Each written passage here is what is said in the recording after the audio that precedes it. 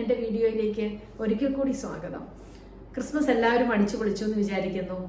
ഇനി അടുത്തത് new year ആണ്. അപ്പം ന്യൂ ഇയറിനെ വരവേൽക്കാൻ വേണ്ടി എല്ലാവരും വളരെ എനർജറ്റിക് ആയിട്ടിരിക്കുകയായിരിക്കും. അപ്പം എന്താണേലും ഇന്നത്തെ വീഡിയോ ജ്യോതിഷത്തെക്കുറിച്ചാണ്, അല്ലെങ്കിൽ അസ്ട്രോളജിയെ കുറിച്ചാണ്. അപ്പം അസ്ട്രോളജിയെ ഒരു പരിധിക്ക് അപ്പുറത്തേക്ക് ഡിപ്പെൻഡ് ചെയ്യുന്നവർക്ക് വരുന്ന ബുദ്ധിമുട്ടുകളെ കുറിച്ചാണ് ഇന്ന് ഞാൻ നിങ്ങളോട് സംസാരിക്കുന്നത്. ഇതും ഞാൻ മനസ്സിലാക്കിയ ഒരു പാഠം തന്നെയാണ്. ഒരിക്കലൊരു ദമ്പതികൾ ഒരുപാട് പ്രതീക്ഷിച്ച് അല്ലെങ്കിൽ ഒരുപാട് ആഗ്രഹിച്ച് കാത്തിരുന്ന് കിട്ടിയ ഒരു കുഞ്ഞ് വളരെ നാളുകൾ കഴിഞ്ഞാണ് അവർക്ക് കുഞ്ഞുണ്ടായത്. അപ്പം ഈ കുഞ്ഞിനെയും കൊണ്ട് അവർ ആദ്യം ഒരു ജ്യോത്സ്യൻ്റെ അടുത്ത് പോവുകയാണ്. അപ്പം ജ്യോത്സ്യൻ ചോദിച്ചു, എന്താ നിങ്ങൾക്ക് വേണ്ടതെന്ന് ചോദിച്ചു. അപ്പം ഇവർ പറഞ്ഞു, ഞങ്ങളുടെ കുഞ്ഞ് ജീവിതകാലം മുഴുവൻ വളരെ നന്നായിട്ട് വളരെ മിടുക്കനായിട്ട് വളരണം, അതാണ് ഞങ്ങളുടെ ആഗ്രഹം. അപ്പം ജ്യോത്സ്യൻ അവൻ്റെ ജാതകമൊക്കെ നോക്കിക്കഴിഞ്ഞപ്പം ജ്യോത്സ്യൻ പറഞ്ഞു, ഈ കുട്ടിക്ക് ഈ ബാലാരിഷ്ടിയുണ്ട്, അതിനൊപ്പം തന്നെ ഒരു യൗവനമാവുമ്പോഴേ ആ കുഞ്ഞിന് ഒരു നല്ല ജീവിതം കിട്ടുള്ളൂ. അപ്പം അത്ര നാൾ നിങ്ങളൊന്ന് വളരെയധികം സൂക്ഷിക്കണം എന്ന് പറഞ്ഞു.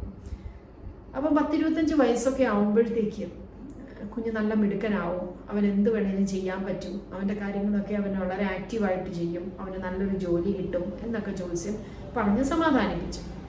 അപ്പം അവർക്കും സന്തോഷമായി. കാര്യം 10-25 വയസ്സ് വരെ നമ്മൾ നോക്കിയിരുന്നാൽ മതിയല്ലോ, കുട്ടിക്ക് നല്ലൊരു ലൈഫല്ലേ കിട്ടാൻ പോകുന്നത്.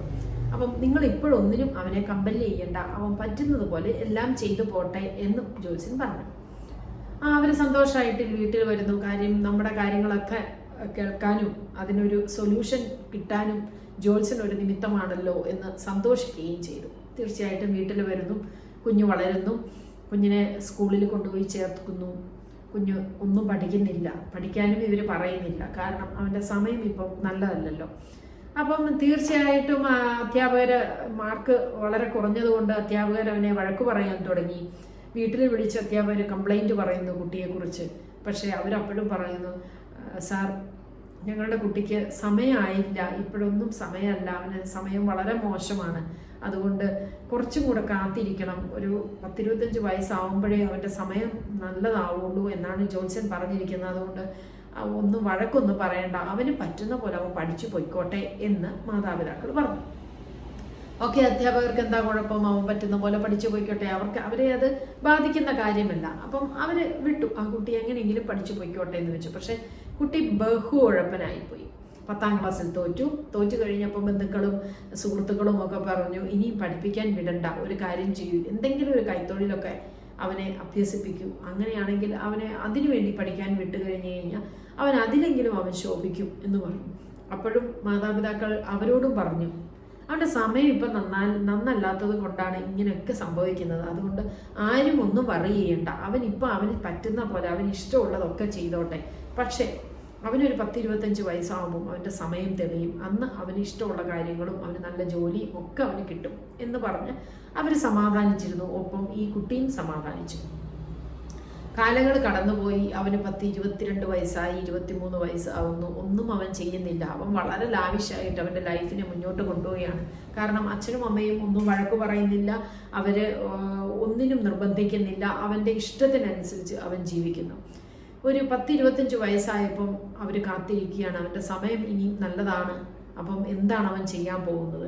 പക്ഷേ ഈ കുട്ടിക്കാലത്തൊന്നും ഒരു വകയും പഠിക്കാതെ ഒരു ജോലിയും അറിയാതെ വളർന്നു വന്ന ആ കുട്ടിക്ക് എന്ത് ചെയ്യാൻ പറ്റും? അവൻ വളരെ മോശപ്പെട്ട സ്വഭാവത്തിലോട്ട്, ക്യാരക്ടറിലോട്ട് അവൻ്റെ ജീവിതം പോവാണ്.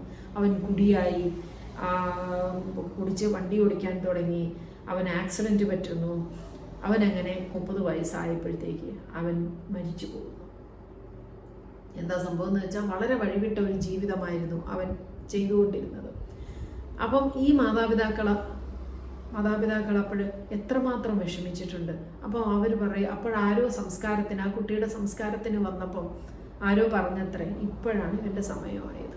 അതുപോലെ ആയിരിക്കും ഒരു പരിധിക്കപ്പുറത്തോട്ട് നമ്മൾ ജ്യോതിഷത്തെ വിശ്വസിച്ചാൽ നമുക്കുണ്ടാവുന്ന ദോഷങ്ങൾ. മാർട്ടിൻ ലൂഥർ കിങ്ങിൻ്റെ ഒരു കോട്ട്സും കൂടെ പറഞ്ഞേക്കാം, നമുക്ക് എന്താണോ നല്ലത് ചെയ്യാൻ തോന്നുന്നത് അത് ചെയ്യാനുള്ള സമയവും നല്ലത് തന്നെ. വളരെ അർത്ഥവത്തായിട്ടുള്ള ഒരു കോട്ട്സാണിത്. നമ്മൾ ഒരു കാര്യം നല്ല ഒരു കാര്യം നമ്മൾ ചെയ്യാൻ നമ്മൾ സമയമൊന്നും നോക്കേണ്ട കാര്യമില്ല, അല്ലേ? അപ്പം കുഞ്ഞ് വളർന്നു വരുന്നു, കുഞ്ഞിനെ പഠിപ്പിക്കുക, കുഞ്ഞ് നന്നായിട്ട് പഠിക്കണം, അതൊക്കെ അവരവർ ചെയ്യേണ്ട സമയത്ത് ചെയ്യേണ്ട ഡ്യൂട്ടികൾ കറക്റ്റായിട്ട് ചെയ്ത് വരുന്നവർക്ക് മാത്രമേ അവരുടെ ജീവിതം വളരെ ശോഭനമായിട്ടിരിക്കുകയുള്ളൂ. അതിനിടയിൽ നമ്മൾ ഉഴപ്പാൻ പോയാലും നമ്മുടേതായിട്ടുള്ള ജ്യോത്സ്യം രക്ഷിച്ചു, അല്ലെങ്കിൽ ജ്യോതിഷം നമുക്ക് നമ്മുടെ നാള് നോക്കിയിട്ട് ഇന്ന സമയം മുതലാണ് നമുക്ക് നല്ലതെന്ന് പറഞ്ഞ് അത്രയും നാൾ വരെ നമ്മൾ വെറുതെ ഇരുന്ന് കഴിഞ്ഞാൽ നമുക്ക് ഒരിക്കലും ഒരു നല്ല കാലം വരുമെന്ന് ആരും വിചാരിക്കേണ്ട. അപ്പം ഞാൻ ഈ പറഞ്ഞത് തന്നെ നമ്മുടെ കൂട്ടത്തിലും നമ്മുടെ സമൂഹത്തിലും ഇങ്ങനെ ഒരു ലിമിറ്റിനപ്പുറത്തോട്ട് ഓവറായിട്ട് അസ്ട്രോളജിയെ ഡിപ്പെൻഡ് ചെയ്യുന്ന ഒരുപാട് മനുഷ്യരുണ്ട്. ഇത് ഞാനും ഒരു തരത്തിൽ ഞാനും ജ്യോതിഷത്തെ വിശ്വസിക്കുന്നുണ്ട്. കാരണം നമ്മുടെ വിവാഹ പൊരുത്തം നോക്കുമ്പോൾ ജ്യോതിഷം നോക്കാറുണ്ട്. അതിൽ എനിക്ക് വിശ്വാസമുണ്ട്. കാര്യം ചൊവ്വാദോഷമുള്ളവർ ഒക്കെ നമ്മുടെ സാധാരണ ഹിന്ദു കുടുംബങ്ങളിൽ ജ്യോതിഷം നോക്കിയാണ് അറേഞ്ച്ഡ് മാരേജ് ഒക്കെ നടത്താറുള്ളത്.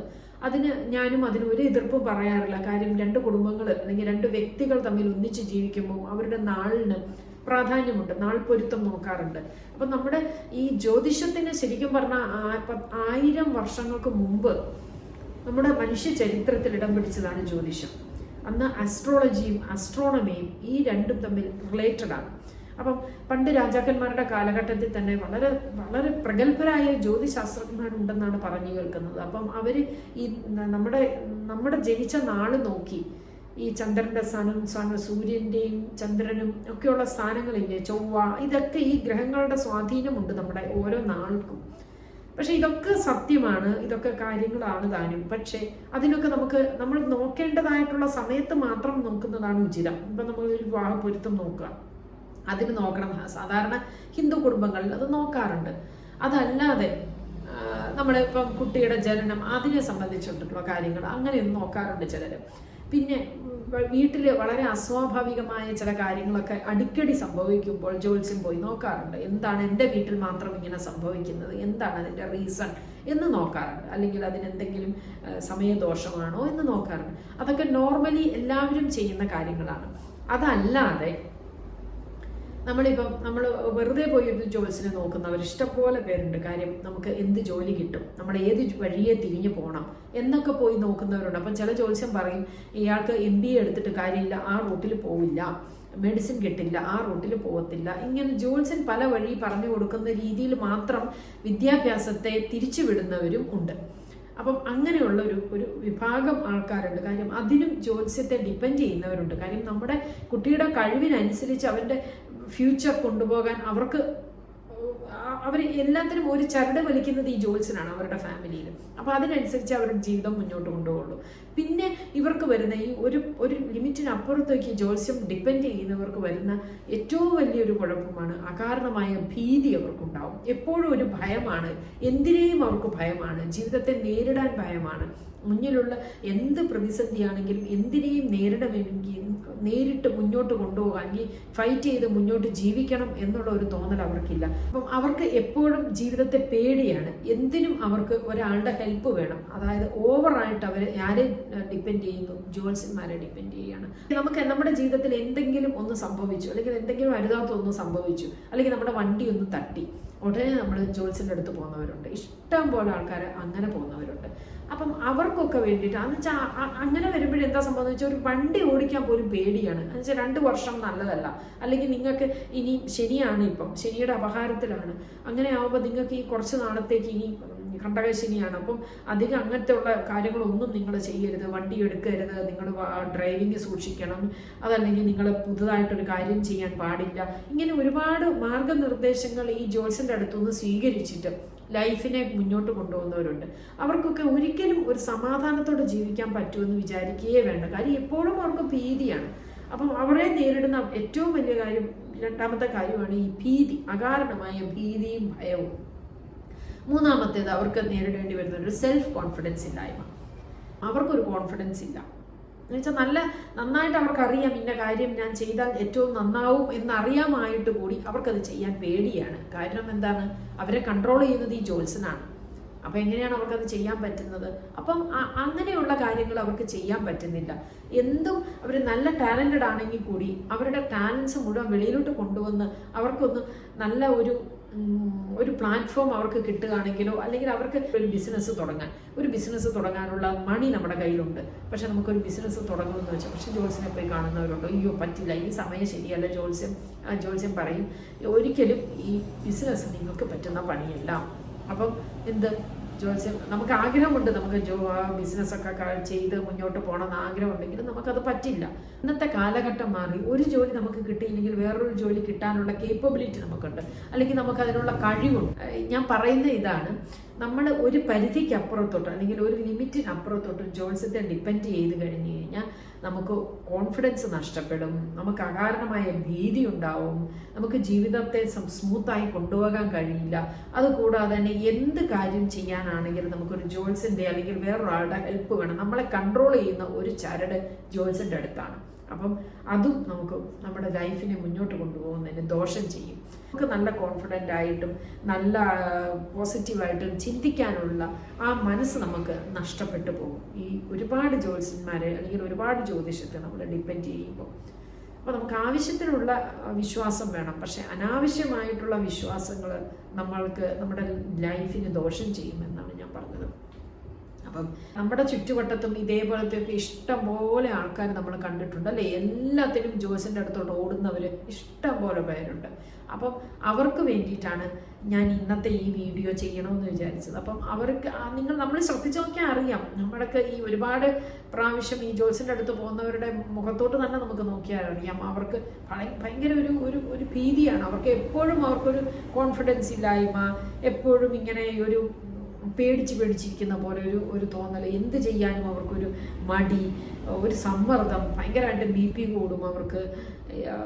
അങ്ങനത്തെ ഒരുപാട് പ്രശ്നങ്ങൾ അവരെ അഭിമുഖീകരിക്കേണ്ടി വരുന്ന ഒത്തിരി അവർക്ക് പ്രശ്നങ്ങളാണ് എപ്പോഴും. ഇന്നത്തെ കാലഘട്ടത്തിൽ നമ്മളൊരു പരിധിക്കപ്പുറത്തോട്ട് ഈ ജ്യോതിഷത്തെ വിശ്വസിക്കുന്നത് നമ്മുടെ ജീവിതം സ്മൂത്തായിട്ട് മുന്നോട്ട് കൊണ്ടുപോകാൻ ഒരു തടസ്സമായിരിക്കും. അപ്പോൾ ആവശ്യത്തിന് മാത്രം നമ്മളെല്ലാം വിശ്വസിക്കുക, അനാവശ്യമായി നമ്മൾ ഒരു പരിധിക്കപ്പുറത്തോട്ട് നമ്മൾ ഈ ജ്യോതിഷത്തെ ഒന്നും വിശ്വസിക്കാതിരിക്കുക എന്നാണ് എൻ്റെ ഒരു അഭിപ്രായം. ഇനി നിങ്ങളുടെ അഭിപ്രായം എന്താണെന്ന് നിങ്ങൾ കമൻറ്റിലൂടെ രേഖപ്പെടുത്തും കേട്ടോ. ഓവറായിട്ട് അസ്ട്രോളജിയെ ഡിപ്പെൻഡ് ചെയ്യുന്നവർക്ക് വേണ്ടിയിട്ട് അവരൊന്ന് അവരുടെ ലൈഫിനെ ഒന്ന് മാറ്റി പിടിച്ചു നോക്കൂ. നിങ്ങളുടെ ലൈഫ് വളരെ ഹാപ്പി ആയിരിക്കും. നിങ്ങളിങ്ങനെ പേടിച്ച് കോൺഫിഡൻസ് ഇല്ലാതെ വളരെ ഒരു വല്ലാത്ത ലൈഫ് നിങ്ങൾ ജീവിക്കുന്നതിന് മാറ്റി വെച്ചിട്ട് വളരെ പോസിറ്റീവായിട്ടും വളരെ എനർജറ്റിക് ആയിട്ടും ലൈഫിനെ നിങ്ങളൊന്ന് കണ്ടു നോക്കൂ. തീർച്ചയായിട്ടും വിജയം നിങ്ങളുടെ ഒപ്പം ഉണ്ടാവും. അപ്പോൾ ഇന്നത്തെ വീഡിയോ ഞാനിവിടെ ബൈ പറയുകയാണ്. അടുത്ത വീഡിയോയിൽ ഇനി വീണ്ടും കാണാം. Okay, by.